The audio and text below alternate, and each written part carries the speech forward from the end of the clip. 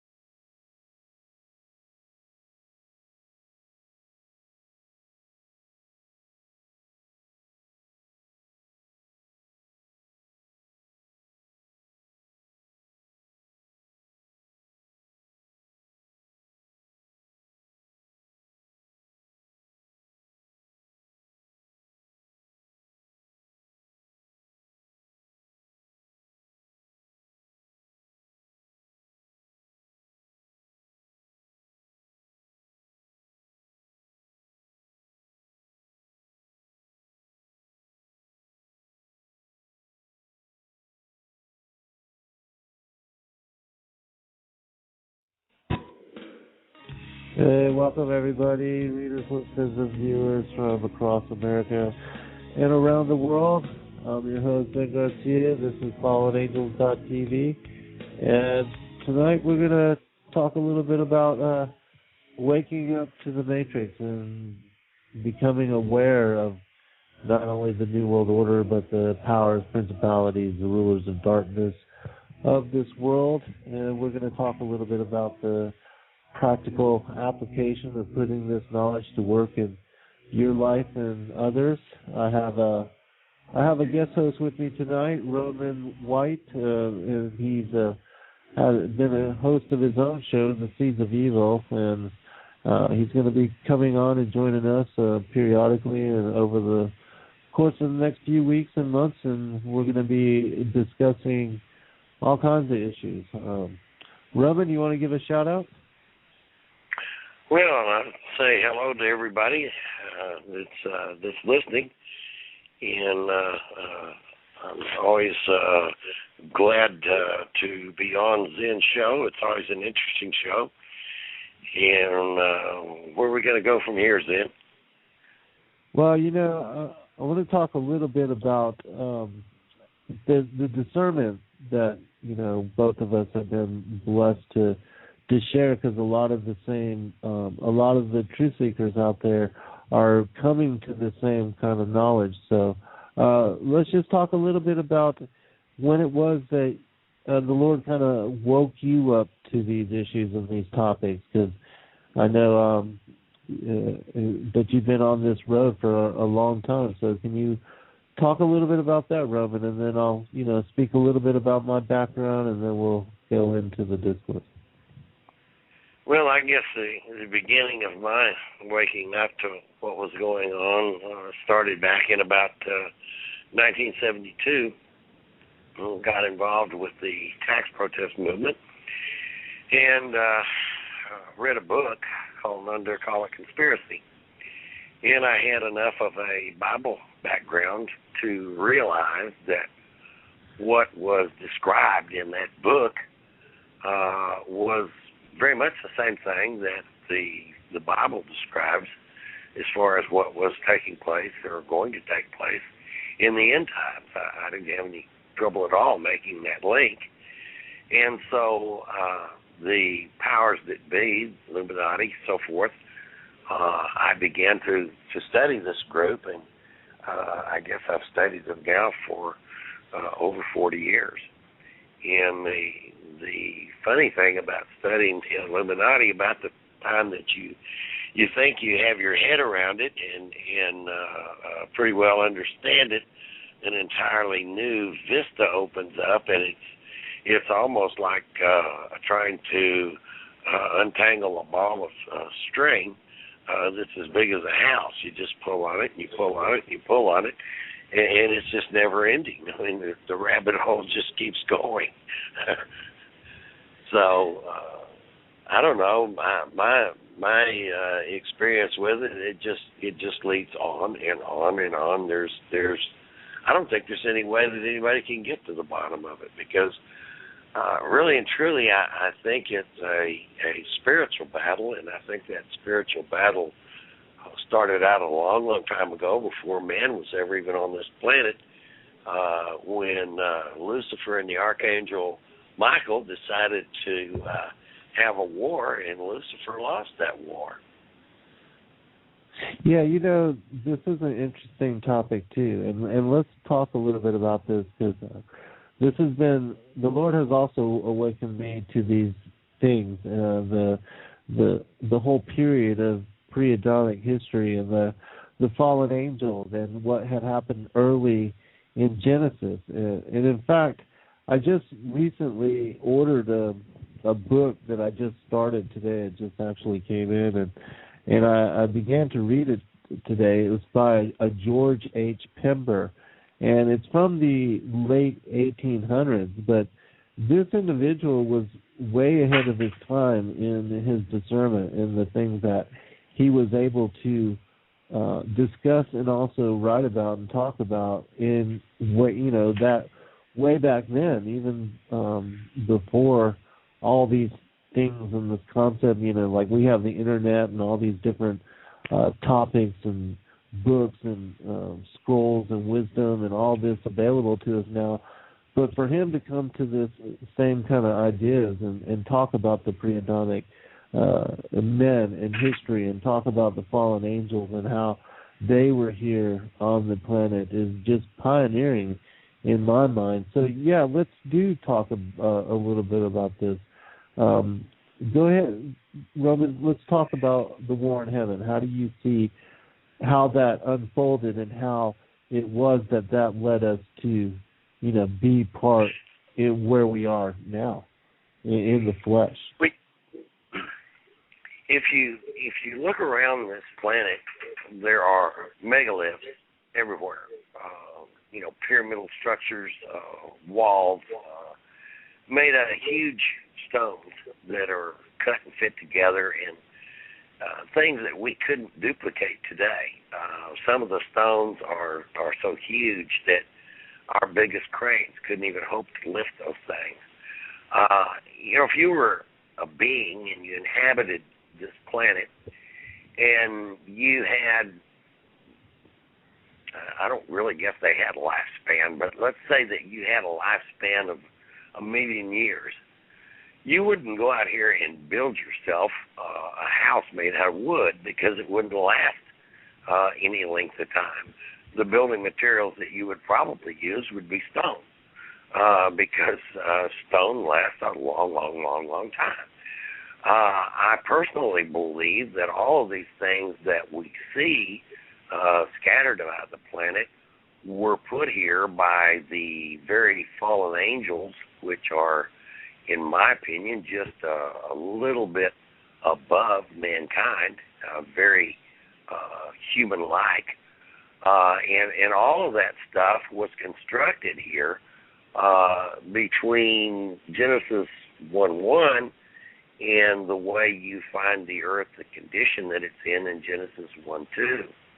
I think that when that war was fought, this planet was plunged into darkness and chaos. Much of it was destroyed. And the condition you find it in Genesis 1:2 is it's essentially an ice ball. No life. It's just a total wreck. I don't think that God designed it in the beginning to be a wreck, but it certainly became a wreck. And then in verse 2, you pick up and you have, everything unfold in a recreation. The first human beings were told, be fruitful, multiply, and replenish the earth. We don't replenish something that wasn't plenished in the first place. And what I believe it was plenished with was what became the fallen angels during this warfare period. And I think all of the things that you see around the earth that can't be explained was things that they constructed, that they did. There's another interesting thing that I find in the entire first chapter of Genesis, and that is it says that the Elohim, in the beginning, the Elohim created the heavens and the earth. And that's, if you look that up in the Strong's Concordance, it's an unusual word in that it's a uniplural in much the same way church is a uniplural. It's one church, but it's composed of many members. Right. And these members fought a war. Whether Yahweh Elohim was involved in the construction of what you find in Genesis chapter 1, I can't say for sure. But in Genesis chapter 2, it starts out and it says the Lord God, or that would be translated, if you go back to the ancient text, Yahweh Elohim created a Hot Adam, which is differentiated from the Adam that was created in chapter 1. And the days, if you look at those, the days of creation, God told Adam that in the day that he ate of the tree, he would surely die. Well, he didn't die in that 24-hour day, but a day is 1,000 years, and he lived 900 and some odd years, and then he died. Right. So I would liken those 6 days in the first chapter of the Genesis creation as 1,000-year periods of time, and then a 1,000-year period of rest, and then a 8th day Adam, or Hot Adam, the Adam, Yahweh Elohim created him from the dust of the ground, or formed him from the dust of the ground. The others in chapter 1 are spoken into existence, and they are created male and female, which means it's a simultaneous creation of at least 2, and could have been 2 billion. Then the other thing that leads me to believe that is the first commandment. God says, I am Yahweh, thy Elohim, thou shalt have no other Yahweh before me. Well, if there aren't other Yahweh, it's a rather ridiculous statement. So I would conclude that there must be an entire family of Elohim, and that Yahweh Elohim, I am Yahweh thy Elohim, which brought thee out of Egypt. Thou shalt have no other gods before me. Now that's the commandment. And a commandment doesn't make sense unless there are other gods or Elohim. Right. And, this is very, very critical, Roman, and I think that really a lot of people are starting to be faced with these questions and are starting to ponder this revelation. And this is something that I wrote about a couple years back, and it's actually going to be released in my next upcoming book, and I talk about a lot of this information as well. And I cover it from not only the biblical side of it, just as kind of how you laid it out and talked about it, but I also talk about this from the various other texts, including the Sumerian text. Because if you cover it from both sides of the story, you do realize that there is a variation and there is a subtle difference there. And yes, you're right, the Elohim, they were responsible for what was that first creation. And that first creation is called a primitive worker in the Sumerian text, and they give a lot of detail in accounting to this story, which is one of the reasons why I think it's important to cover that aspect of the story as well, to fill in the details. And you're also correct in that the second creation, the creation of the spirit-filled breath of life, Adam, was called, the Sumerians, they call them the civilized man. And there was vast differences in that the primitive worker was a pre-Adamic creature, which was much like the Neanderthal, Cro-Magnon, Bigfoot type of creature. It describes it in the Sumerian text as being much like a Bigfoot. The arms longer than, the forearms long in the front, fully covered in hair, 7 to 8 feet tall, covered in reddish, brownish type fur, and having the hair of like a lion, the mane of like a lion. Had no ability to speak or communicate or share language, did not cook its food or use, tools in any way. It ate its food directly from, and it was a vegetarian as well, and it ate its food from the earth, the ground, and took its water directly from the streams and the ponds. And it gives a description of all the lengths they went to manipulate and to do genetic experimentation upon this creature to get it to any semblance of where they could utilize it as in a slave race. And it was all of their interdiction and all of their genetic experimentation, and they also got involved in direct bestiality with this particular primitive worker type, that the Lord judged them and brought his own creature, the supposed civilized man or modern-day Adam and Eve, and this creature was smarter even and elevated in consciousness even greater than the fallen angels. And the fallen angels were jealous of this creature and its in its entrance upon the world stage. And so that's part of the hidden and veiled story that's being discussed. And you do have to look into that subtle variation and the movement from as he said, Elohim to Yahweh Elohim, and the variation, the differences. Because the civilized man, or modern-day Adam and Eve, had the ability to domesticate animals, to become shepherds, to also become agrarian and to do agriculture and to raise food, whereas the other creature, the primitive worker, did not. One of the other things that is a vast difference that you also know about as well is the hyoid bone and the ability for humans, modern-day humans, to understand language, and to not only understand language, but to make it and to be able to speak in all the variations that we are able to speak in. And so all these things are new, and they're a result of us being a direct creation of Yahweh Elohim. And that's what's also being discussed in the story.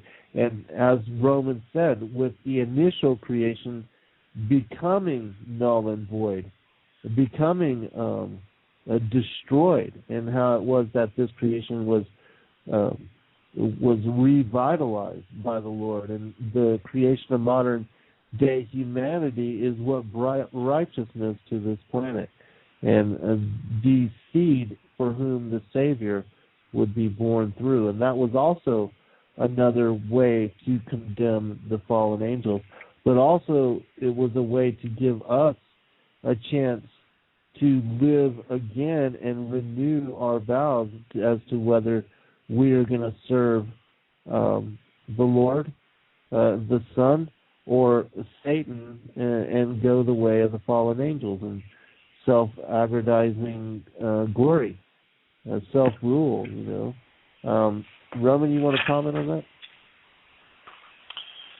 I would say that, there are people that would argue the point, but if you look over in the text, the same command is given to Noah when they walked off the ark: be fruitful, multiply, and replenish the earth. And again, I say you don't replenish something that was never replenished in the first place. And like I say, I tend to believe that this entire maybe solar system was the domain of Lucifer and his angels. And they probably hate us inasmuch as they view us as interlopers on their planet. Right. We were given their planet, and therefore they hate us. And likewise, the mixed hybrid seed line that runs this planet hates mankind.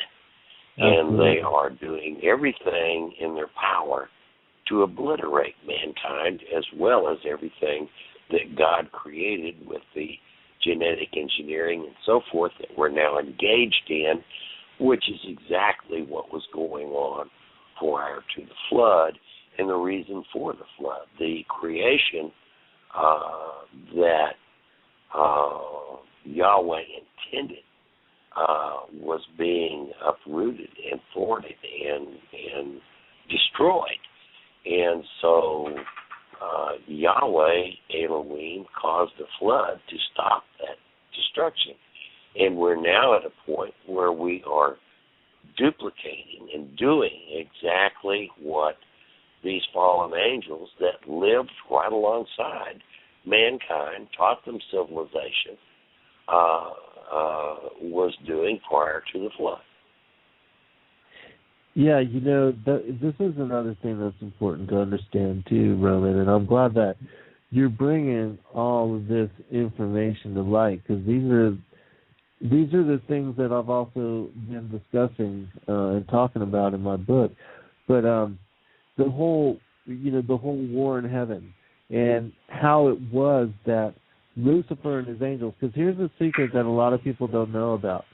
Many people cannot pinpoint as to when it was that Lucifer was cast out of the heavens and why it was that he was cast out of the heavens. I explain this in my book because it talks about in the book of the Secrets of Enoch, and this is the only reference that I can actually find, that will pinpoint this. The Lord says that he cast Lucifer and his angels out of the heavens on the second day. And it was on that day that light and darkness were also separated. And what people don't realize is that when Lucifer was cast out on the second day, they, the fallen angels, the Elohim of Genesis chapter 1, have had free roam of this material solar system and have inhabited and lived and established cultures and civilizations in various places in this particular solar system. In fact, I'm going to talk about this as well, because this is something that is not well known about either, and this is also something that I bring clarity to in my next book.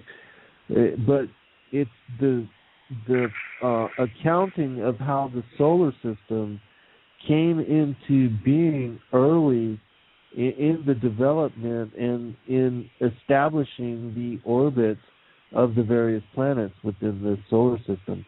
Because according to the Enuma Elish and according to the Babylonian, the Akkadian, these various epic creation stories, what happened a long time ago is that Nibiru was captured as an interloper, as a planet that was on the outskirts of our solar system.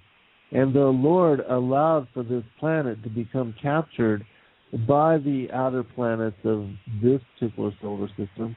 And it was strange in that Nibiru crosses the ecliptic and rises through the ecliptic and spins opposite of the other planets of our solar system. And Nibiru also crosses the ecliptic where the asteroid belt now is. And it was a long time ago that in Genesis it talks about the separation of the firmament, the waters from the waters above from the waters below. And what people don't realize is that this event that is heralded and talked about was also the way that the Lord utilized Nibiru to judge Lucifer and his fallen angels and the planets that they were then occupying. Because back then, Mars was where the Earth is now. And there was a planet called Tiamat, a watery planet, a huge watery planet that was occupying the space where the asteroid belt now is. And according to the story, when Nibiru was initially captured as an interloper planet, it was brought into confrontation with this planet Tiamat. And it was one of the moons of Nibiru that actually hit Tiamat dead center, split her wide open, and devastated her as a planet in such a way that we see the remnants of the asteroid belt and the remnants of what was that great cataclysmic destruction. And continuing with the story, and I reveal all this in my next upcoming book, but continuing with the story, on the next orbit, the second orbit of Nibiru as part of the solar system, it shifted the carcass of Tiamat from being in an orbit outside of Mars to switching, and it became then the third planet, or what was now the new Earth. The Sumerians call this planet now Ki. And so Mars and this new planet Earth switched places, and Mars was also devastated. It was perfectly habitable and was Earth-like prior to the devastation of this destruction of Tiamat. And it also underwent cataclysm and bombardment. And also the moon. The moon had an atmosphere greater than it does now. It still has partial and a thin atmosphere, but before then it was more Earth-like as well. And so the Lord devastated Tiamat, destroyed it completely, and shifted it to where the Earth is now. And that was when life and the rapid multiplication of it began on this particular planet. That was when the next unfolding chapter of life began to be focused here on the Earth. And the other planets were judged accordingly. This is also the destruction that Jeremiah talks about in chapter 4, verse 23. Roman, you want to comment here? Yeah, Jeremiah, if I'm not mistaken, that's the one where he's talking about, I beheld the earth and all the high hills shook, and there wasn't any bird, and there wasn't any man, and all the cities were empty. Is that the one that you're referring to? Yeah. You know, anybody go today. Go ahead. No, I was saying you go ahead.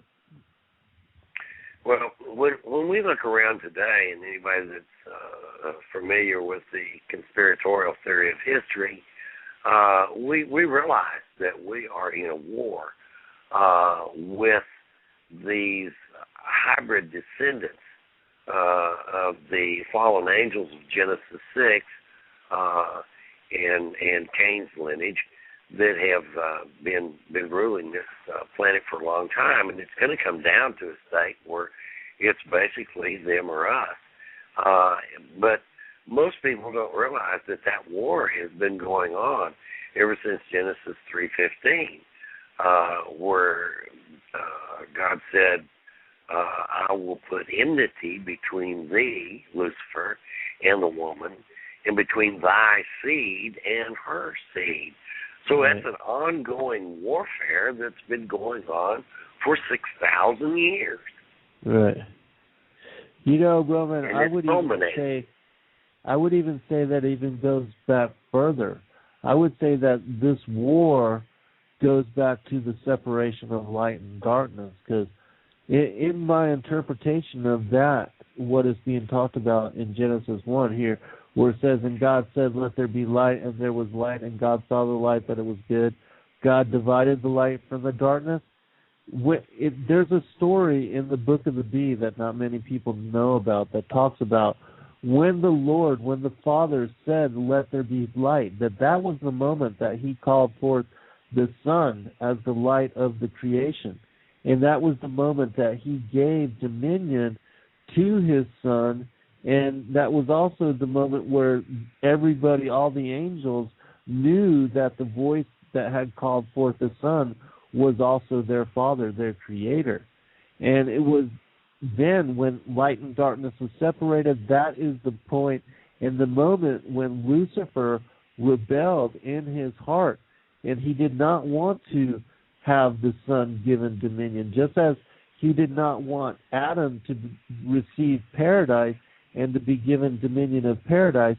It was the same when the light and the darkness was separated. The Lord Yahushua took dominion over creation. Lucifer refused to bow before him, and it was then that he was cast out. And so that was the second day. And so this war, the enmity, actually goes back that much further, in my opinion. You know, there's something else that I would kind of throw into this mix. You know, the angels are called the fallen angels, the sons of God. The sons of God for the daughters of men, that they were fair.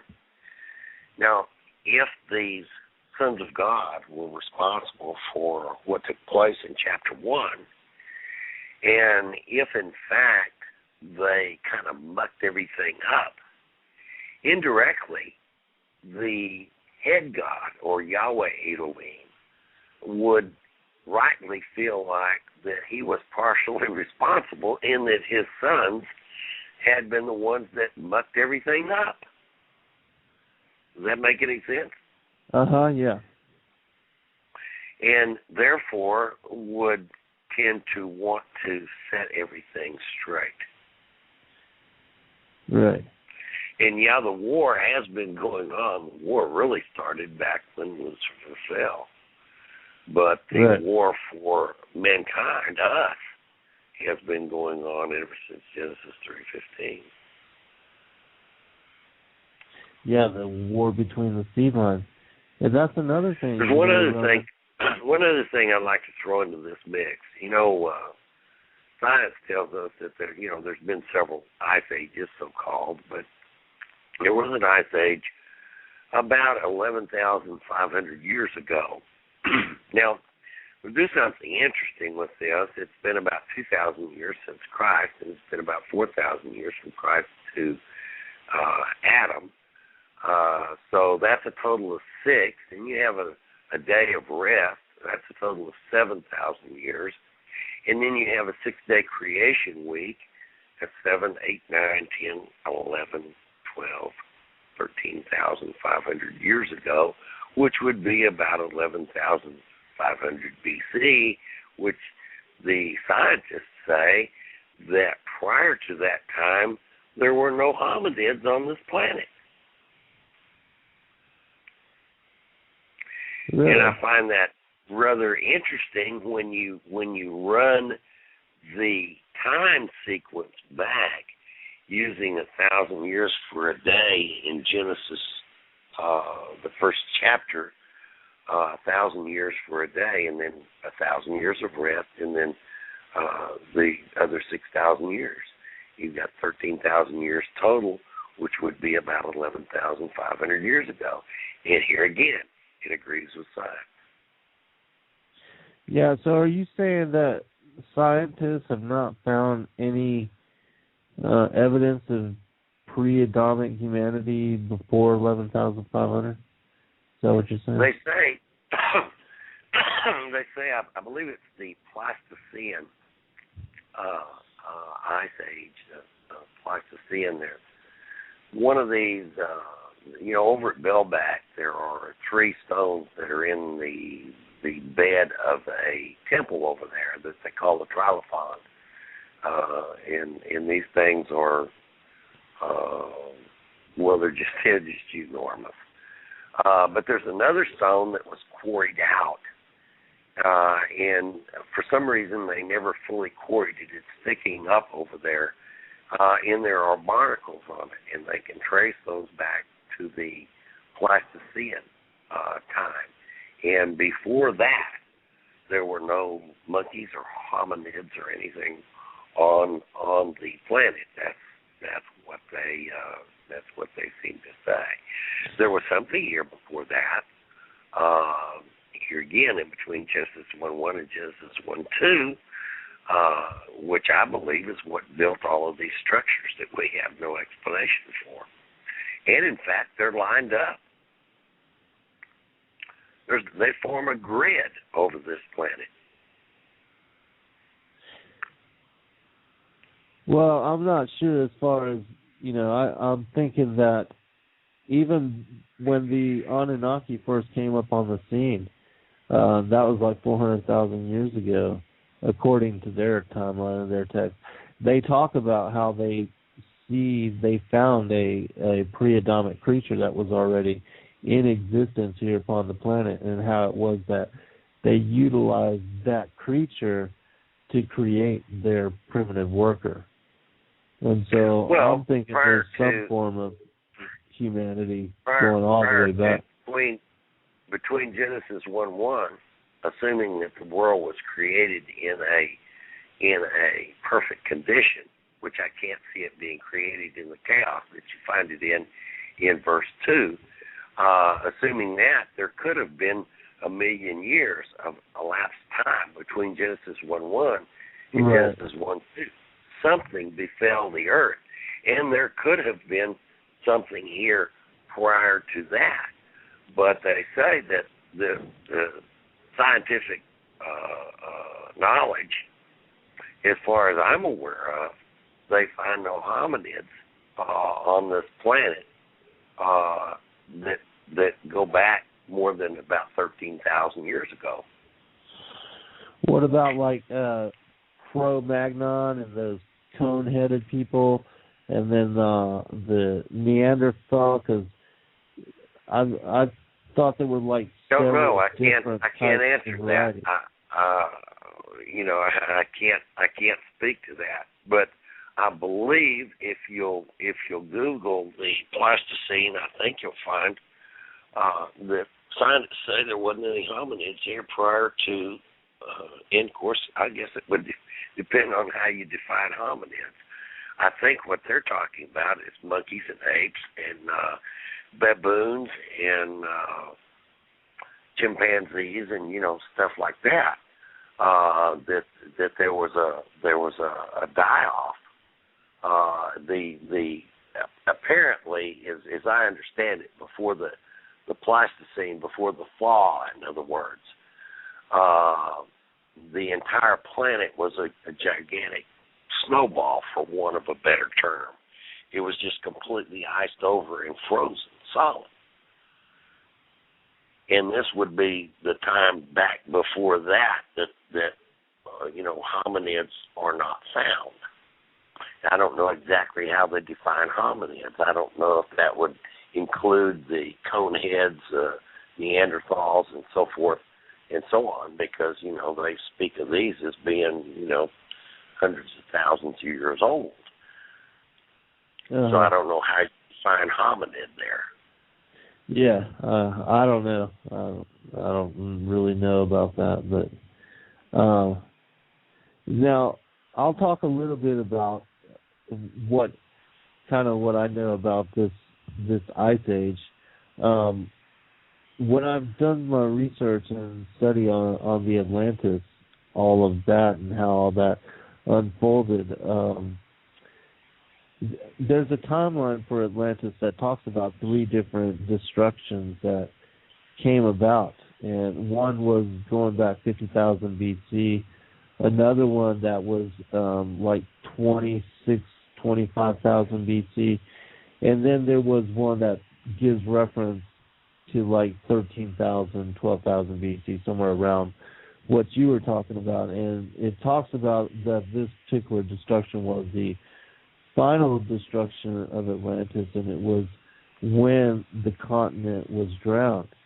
And there was reference also to after that there was this quick, like, fast ice age that came upon the planet and forced those that survived this cataclysm and that were sent out to the various different places and went out in the different directions upon the planet, that they then had to build, even the fallen angels themselves, they had to build cities where they burrowed deep underground. And in fact, there's 2 examples of what I'm talking about. One is in a place called Cappadocia, and this is I believe this is like northern Iraq, Kurdistan, southern Turkey area. And then there's also a place in Turkey called Derinkuyu.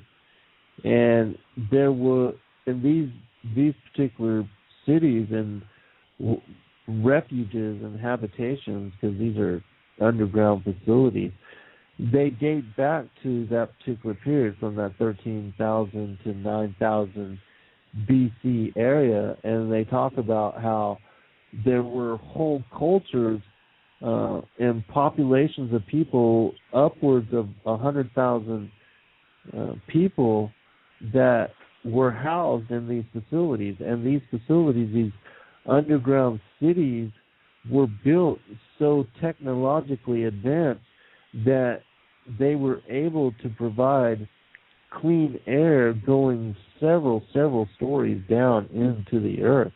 And they had also established a way to lock out the elements and any pursuers or anybody that would threaten, their life or their way of being.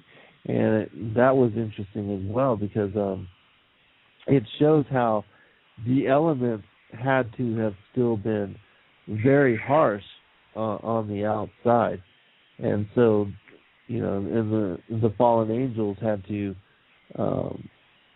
build and establish these places to kind of hide out while the weather was cataclysmic and unappealing dangerous in reality. The elite today in almost every country on the planet have built a network of underground cities for them to escape into because they know that Nibiru is coming back true and there's going to be a lot of destruction and so forth. But one of the interesting things that I have read about, there was I forget where the mine shaft was, but they were digging down into a mine and they dug into and broke into underground caverns that appeared to be done with a laser, in that the rock had actually melted and glassed over, was very, very smooth, as if it was literally melted out with a laser beam. I found that a very interesting article to read. Yeah, and we'll touch upon this for a little bit longer, and then I want to ask you a couple other things, just on the whole thing with waking up, because I want to revisit that question for those audience members that are in that position, but just to talk a little bit more about this. The deep underground facilities and these underground bases that the fallen angels had established long ago, it talks about a time also that during this glacial age, or this time when everything froze over very rapidly as well, that they had to burrow into the interiors of the earth. Well, it was during this time that they created many different cities in the interior of the earth. For those that don't know, the earth is hollow and has several entry points found all over the world to get to the interior of the planet. And these particular beings from that time have been living and have established residences and bases and cities within the interior of the earth, and that there are tunnel systems. There are ancient structures, ancient tunnel systems, and there are supposedly even rapid transit systems already built by the ancients, by the fallen angels, by the Elohim, that have been here since even before the creation of humanity.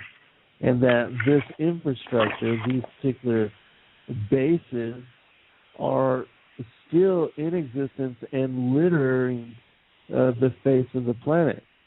And in fact, if you study about the Nazis and how they built New Schwabenland down there in Antarctica, some of the maps and some of the stories that were left over by the Nazis when the Russians and the Americans and the British went in and found the remainder of their plans and the details of what it was that they were working on. It gives details and maps and stories and myths, rumors of how the Nazis had gone to Antarctica and established these particular bases, and that they were building bases on top of ancient structures and ancient bases that were already then in existence. And so there's a lot of that found all over the world. All over the world. You want to comment on that? Even Admiral Byrd, I believe, had written in his diary that supposedly he flew down into a hollow earth at the North Pole. And I understand that you don't get any satellite shots of the North or South Pole, either one.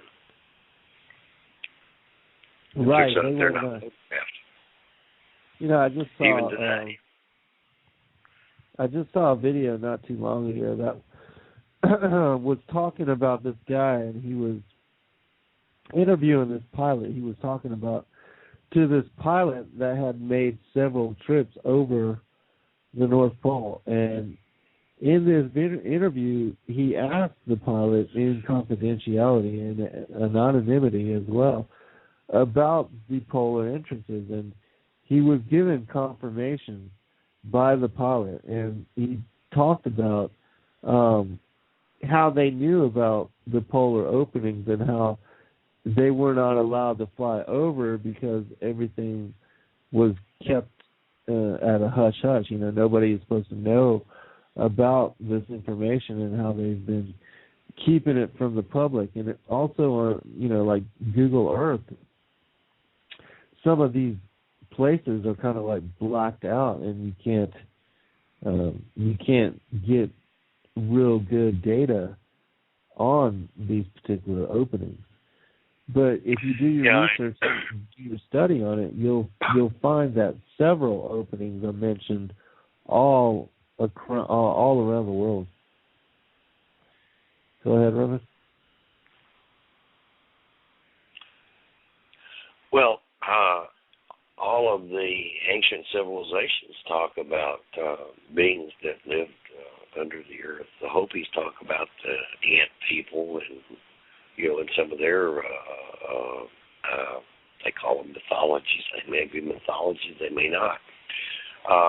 But in as much as that seemingly comes from every sector of the earth out of the ancient writings, I find it interesting that one of the things that it says in the Bible is, "Thou shalt not make any graven image of anything under the sea or above the earth or under the earth." Now, why would that be in there unless there was something under the earth that you could make a graven image of? Right. There's several references where it talks about in the sea or deep in the oceans, like even references to the fallen angels as coming out of the oceans or being deep within the seas.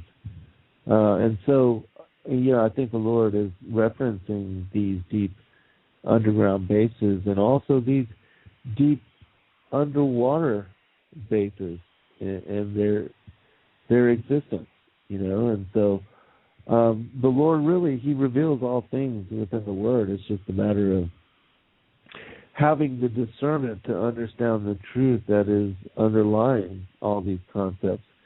Because, the fact that we are talking about the fallen angels now, and even how giants, how the Word talks about giants and how everybody really made fun of that concept and nobody really believed it. And now we have in this century, especially with, all of the old stories of when America was first being colonized and all these ancient mounds were being excavated, how giants were found all over here, how there's a history and a mythology of their presence on this particular continent and every continent on the planet.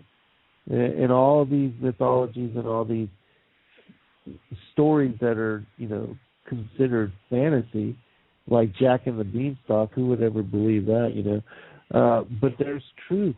There's truth behind them, and that's the reality of what we have to deal with when we're waking up. When we're waking up to the truth that underlies all these strange and seemingly esoteric concepts. So, Roman, let me ask you this, brother. How is it that you are utilizing this discernment and utilizing your relationship and walk with the Lord to wake up others, your family members, your loved ones? And I don't know if you have kids, but, your own kids, mother, father, your family members. Can you speak on that a little bit? Well, people find some of what I speak of as, far-fetched. It goes against the traditional Sunday going church world. People have a tendency, I think, to read the Bible and some of the little things that are in there, they gloss right over them. For example, thou shalt have no other gods before me. Now, that's a stupid statement unless there are other gods. The other one that I mentioned a minute ago, thou shalt not make any graven image of anything under the earth. Well, if there's not something under the earth, it's stupid for it to say that. And I don't believe the Bible is a stupid book. But people, they read right by this stuff, and it never dawns on them what's really being said. It's just glossed over as if it weren't there. They never question anything. Why does this say this? It doesn't make sense. Unless there is something there. In the Bible, it's kind of like a gold mine. You dig out the information. It doesn't jump off of the page at you. Right, I'm in agreement. And also I would say, as far as the Word, that really it will not read right for people until they are blessed in discernment to have the eyes to see and the ears to hear and the mind to understand. Because I know, and this is the way it was for me, when I first initially read the Word and first studied the Bible, I had no idea that it contained all of these secrets and all of this information. It had all of the answers. And, there's the whole thing with the Torah code, too, now, and how all of that is veiled also within the Word. So on many, many different levels, the Word, the Gospel, the Word of the Father and the Son, it contains so many secrets and so many answers to so many things on so many different levels. And I think as we continue to move and accelerate towards the end of days, that we're going to, find even more questions and even more answers to the strange and the weirdness of our current situation, the circumstances that we find ourselves in as modern humanity. Robert? Well, let's see. I think one of the things that you were wanting to talk about tonight was, so you're awake. What now? What do you do now? Where do you go from here? Right. We might want to get on that. I don't know how we're running on time. Yeah, let's do. We still got 30 minutes. We're good.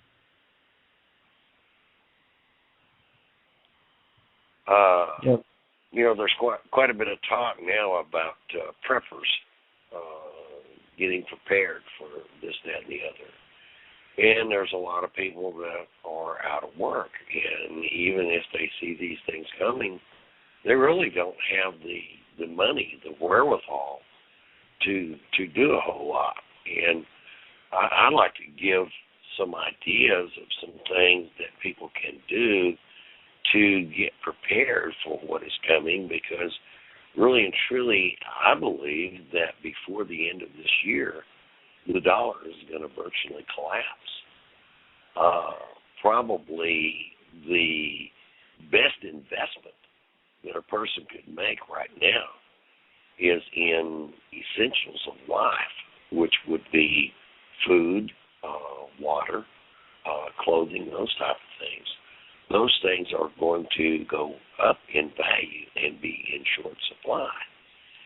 One of the ways that you can do that, if you don't have a lot of money to spend and you're just wanting to get by, survive, shall we say, is to go down and simply buy basic grains, such as you can go down and buy cattle feed, wheat, for example, Red winter wheat, last I bought was about $10 a bag. And it's a 50-pound bag. Now, if you take and you buy, $30, $40 worth of that, and you spend about $10 on a 55-gallon barrel with a lid and a seal on it, you can put that into that barrel, put a little piece of dry ice down towards the bottom of the barrel, and another one about halfway up, and leave the lid ajar. The dry ice will dissipate. It'll turn to nitrogen. It'll force all the oxygen out of the container, and you simply seal the container up, and you have nitrogen-packed grain. Pinto beans, they're a lot more expensive than they used to be, but I don't think that's out of anybody's reach to buy, 150, 200 pounds of pinto beans, put them up the same way. You can put up rice or brown rice, put up oatmeal, which can be bought in bulk. Most of this stuff, if you send away for it and have it shipped in, the shipping will cost you as much as the grain. So as much as possible, you will likely want to get these items from a feed store. Corn's another one that can be put up. Of course, all these things, you need a grinder to grind it with, preferably hand turn, because we don't know when the grid is going to go down, but I'm pretty sure that it's going to go down at some point. You grind that into flour, cornmeal, et cetera. You can make a loaf of bread for, 10, 15 cents a loaf, which is going to cost you $3 if you buy whole wheat bread down at the grocery store. Of course, you're going to need bulk yeast, which can be kept in a freezer. Powdered milk would be another one that should be put away and kept. Popcorn is something that can be stored. It's fairly inexpensive. Now, these things are not, you don't want to eat those day in and day out, but it's better than having nothing to eat. And for your vegetables, sprouts. If you buy sprouting seeds, you can take those and put them in a gallon jar and a little piece of what we used to call a gunny sack with a rubber band around it, put a little water in it, dump it out a couple of times a day, and a handful of mung beans, for example, if left in that jar and set in a windowsill, you'll have a gallon of bean sprouts in 4, 5, 6 days. And you use that and supplement it with your grains that you stored, and you can put up stuff fairly inexpensively and weather the storm, so to speak. Let me ask you this, Roman, as far as different food items, different storage technique. You said that you use like a 50-gallon drum, right? I've also heard of people utilizing like 2-liter Coke bottles and stuff like that. Can you talk of different, like different sizes and different ways people can store the different food items, and also if you'll talk about the cost, how much approximately these different things cost. Pinto beans, if you buy them in bulk, get them on sale, you probably get them for between 50 and 75 cents a pound. Wheat, $10 last I bought for a 50-pound bag. So, 200 pounds of that is going to run you about $40. Corn can be bought relatively cheap. I don't know, probably under $10 for a 50-pound bag of corn. Rice, that's probably going to cost you upwards to $1 a pound. So, $200 for 200 pounds of rice.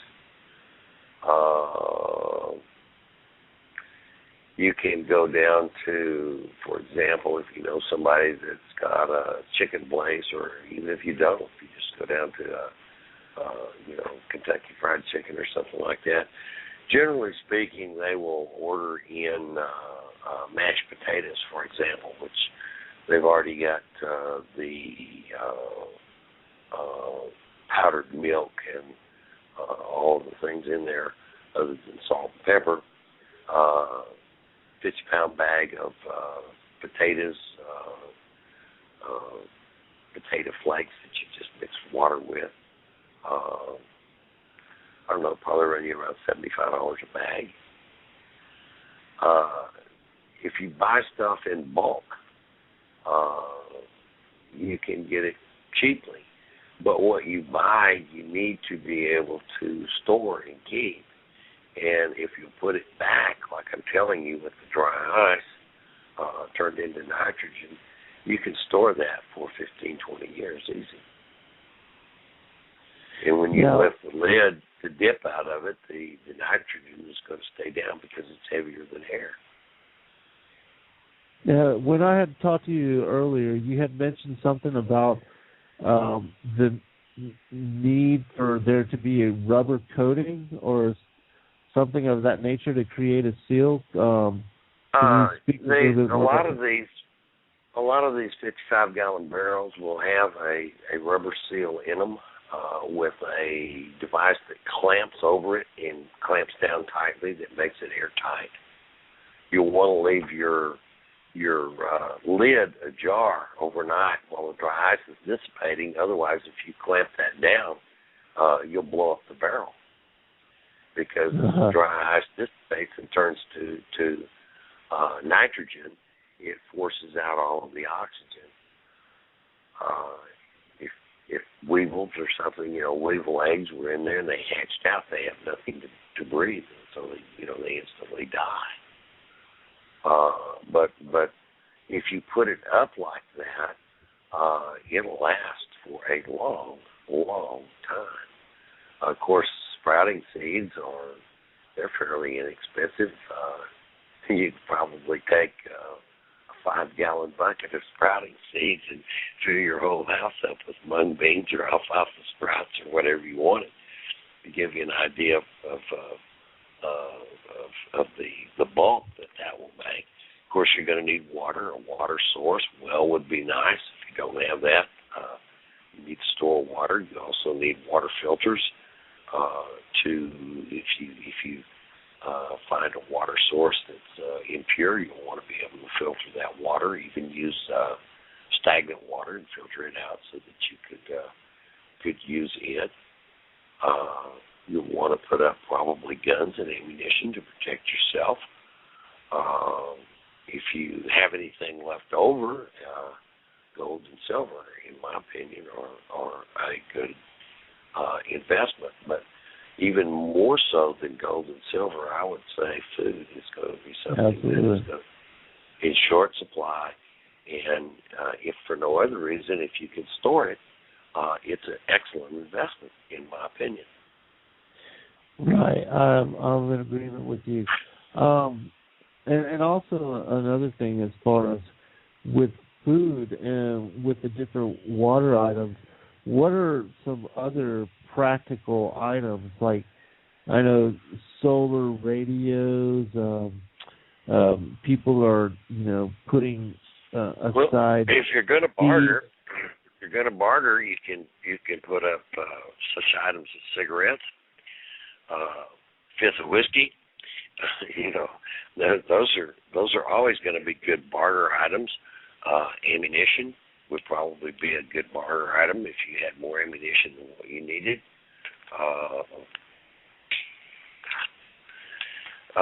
Clothing, boots, outside heavy-duty clothing that farmers and people that work outside use. Be nice to have a tent. I'm not talking about one of these little nylon tents that that you go down here at Walmart and buy for camping because they won't hold up. I'm talking about a heavy-duty canvas tent. A lot of times you can find those at a surplus, Army surplus or something like that. I would think like sleeping bags. Sleeping bags, particularly. Now, this is something if you live in up north where it gets cold, and you're in fear that the grid goes down and you're not going to have any warmth in your house, you can buy a zero sleeping bag. That you can sleep in zero weather. And if you're inside of the house, you can climb into that sleeping bag, and you can get warmed up, and then get out of it and go do this, that, or the other, and come back when you get cold and get back in the sleeping bag and warm up again.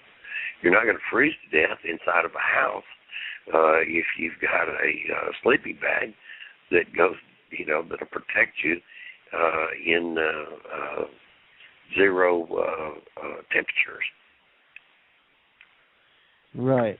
And I would think some other things would be like maybe some, like a camping stove, or definitely some water filtration items, even some like those water purifying tablets, potassium iodide for radiation, multivitamins, things like that, solar radio, anything else? Vitamins are going to be something that I can guarantee are going to go up in value because I forgot what they call this. It's coming in. Codex Alimentarius. Got it over in Europe. Do what? Yeah. Codex Alimentarius. There will soon come a time that you won't be able to get vitamin C or D or any of the other vitamins, so you should be stockpiling those if you can. They're good barter items because they go up tremendously in value. Of course, they'll only be available on the black market, but unless you're going to take the mark of the beast, that's where you're going to be anyway. Right.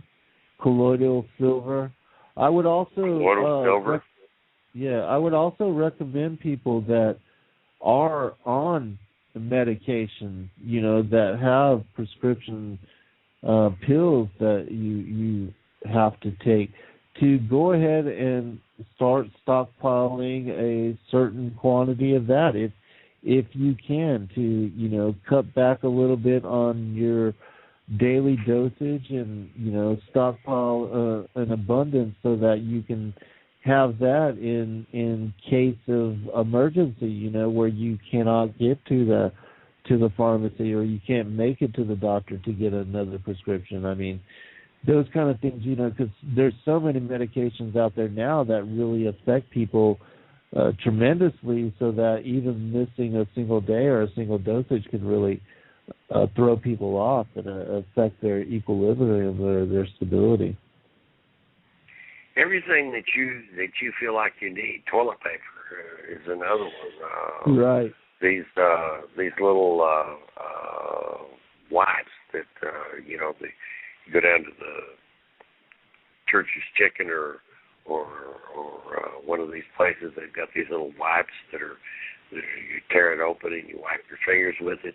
I think in the stores they're like baby wipes. Those would be things that are very useful.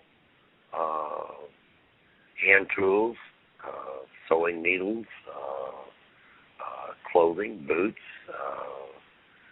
anything that you think that you will need and use, stockpile those items, put them up, because eventually they're going to be hard to get those items. Right. And if you put them up, they're not going to do anything but appreciate it. I know a man that actually went down and bought pallets of toilet paper. And what he did with the toilet paper is he put it in his attic, and it serves as insulation. And that toilet paper has tripled in value. It doesn't surprise me. Everything. Go to his attic, pull it down. Everything's increasing value. You know, ammo. Look at the food prices now that we're dealing with. I mean, yeah, everything's getting expensive. Firearms, ammo. I mean, everything. Here's another thing that I would recommend people take a look into. It's called a solar oven, and these things are awesome because or a solar cooker. They utilize the sun's rays to cook your meal for you. You just have to do it over a longer period of time. Maybe it's more like using a crock pot, really, because it takes some time to cook. But those things are amazing, and they just simply work off the sun's rays. And so things like that, batteries, you know, or whatever it is, anything that you might think you're going to need, go ahead and put away what you can.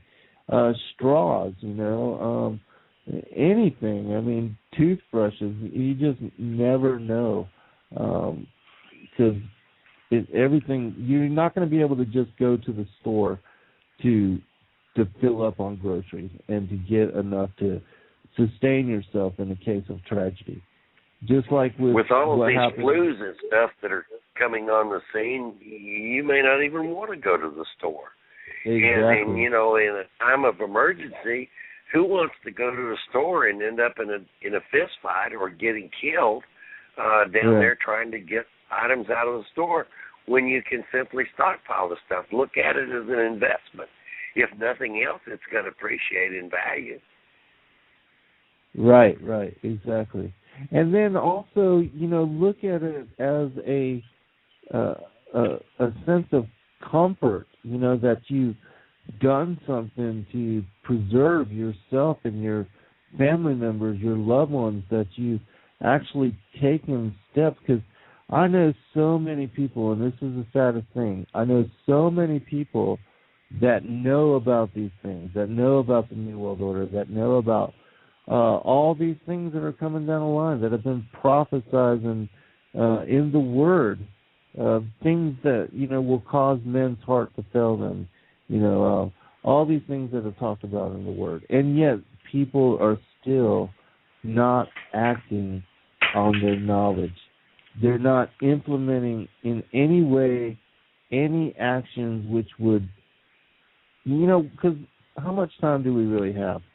We really, at any moment, any day, things could get flipped upside down, and then all those opportunities will have dissipated, and they'll have disappeared.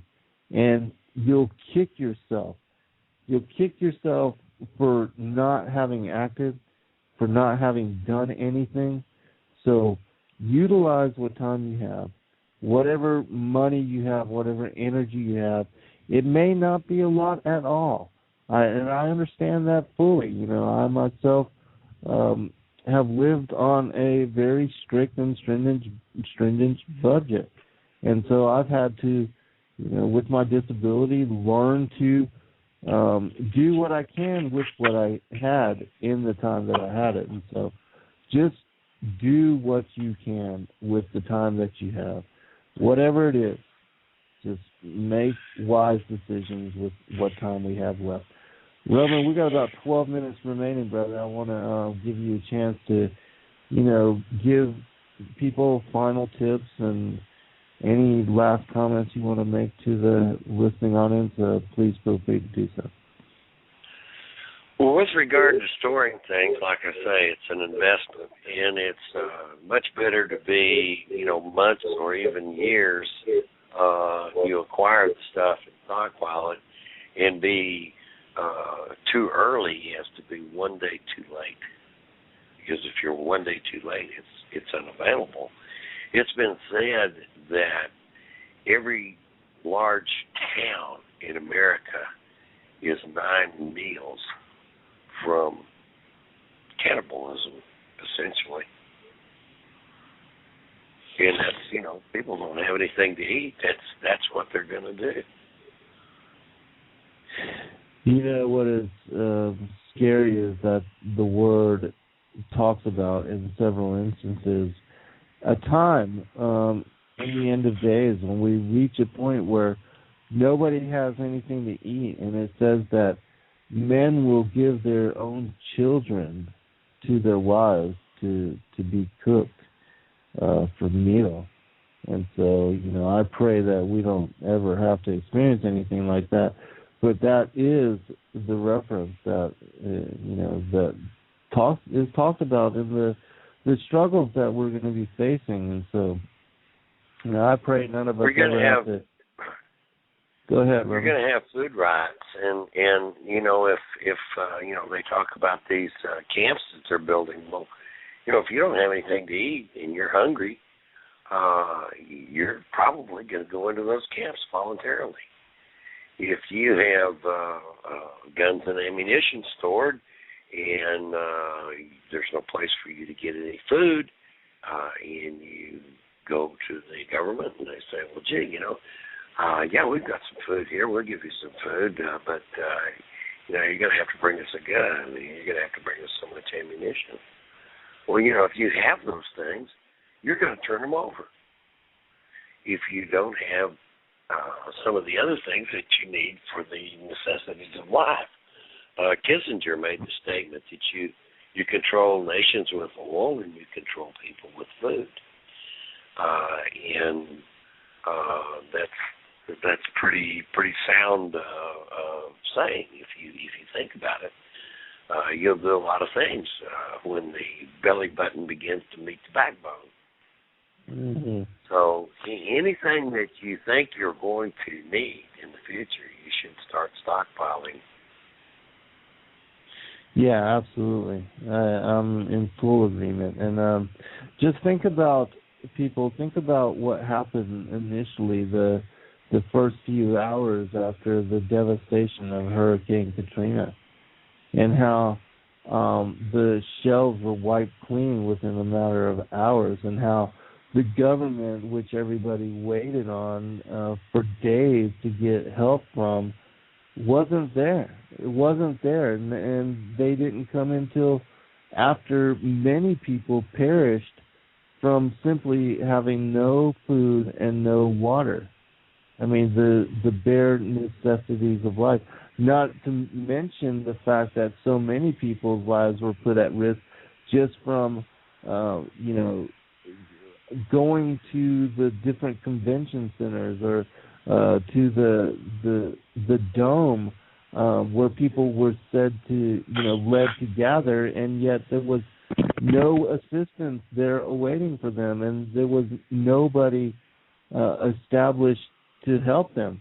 And people died just from overexposure, just from not having the medication, not having proper food, not having water. Kids didn't have their diapers. I mean, you cannot rely on government. Don't think that your government is going to come to save you.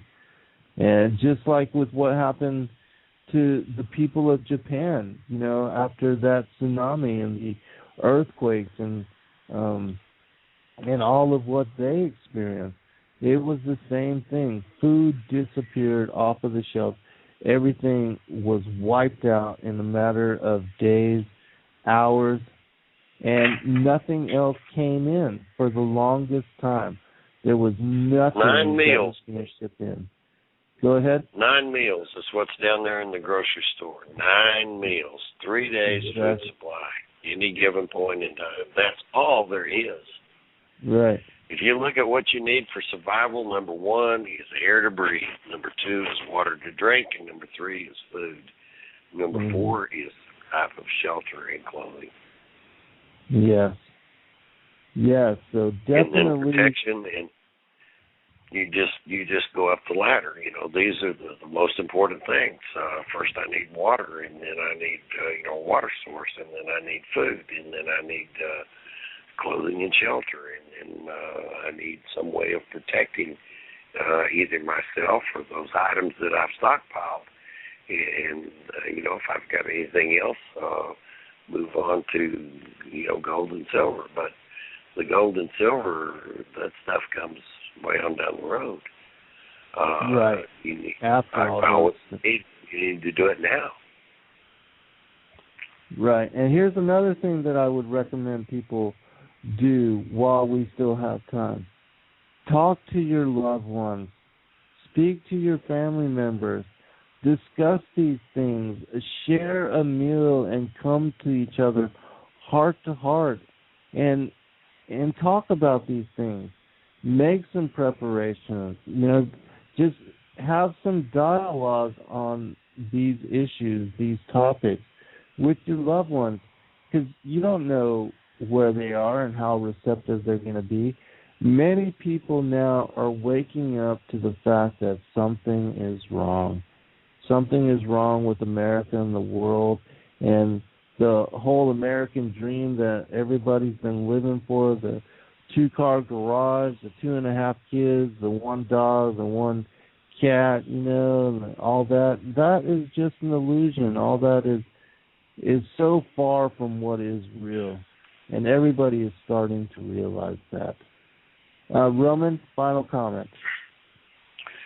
Well, if you can, put up a greenhouse, put a garden in the backyard, get yourself some chickens,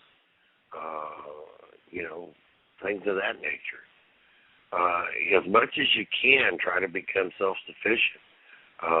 Generators, solar panels. Of course, all of that is way down the line, but canned goods, you just got to think and make a list of what's most important and just go on down the line. If you've got anything left over in the way of assets, put it in gold and silver, but make sure all these other things come first because they're the most important. You can't eat the gold and you can't eat the silver.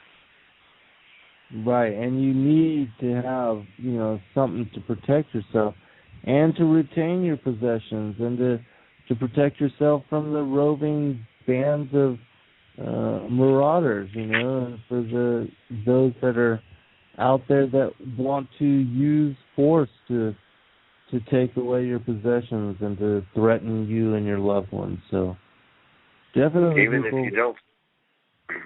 if you don't smoke, if you put up tobacco, in the prison system, they roll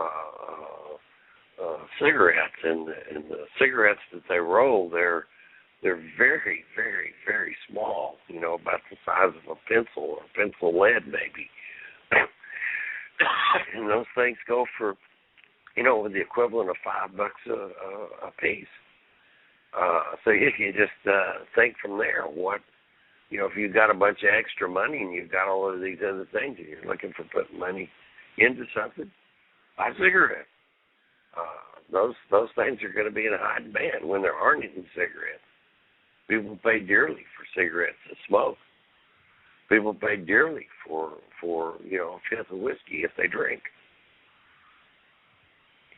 Well, medicinal items are not going to be readily available. So I would think things like alcohol, hydrogen peroxide, bandages, first aid kits. Those kind of things would also be in high demand. Roman, there's one other thing that I can say too. Get yourself a book on edible weeds and see what is edible. For example, dandelions. Every bit of the dandelion can be eaten. And there are a lot of food sources out there that are edible. Cactus, cattails, all kinds of things they're very edible. Wouldn't hurt to do some reading and research on edible weeds. Yeah, it's a good idea. I appreciate you, Roman. We'll be doing a follow-up to bring forth more information on all this. I pray that the Lord watch over and bless all of you. I'll talk to everybody soon. God bless. Take care, all. The number of things that I've heard from people in the Pentagon, that the buzzword in the secret of secrets in the Pentagon is the Sumerian gods are returning, and that's what they're referring to as that whole area that Peter's Wow. Can you repeat that again, just in case anybody missed it? The buzzword in the Pentagon, in the military circles that are in the know about the cover-up here, they kind of, in whispered tones, talk about the return of the Sumerian gods. And they're talking about what we would call aliens or fallen angels returning into the Middle East, into Old Sumer area. The Anunnaki. Well, could be. Under the other ancient names. Do you think that has anything to do with why we're in a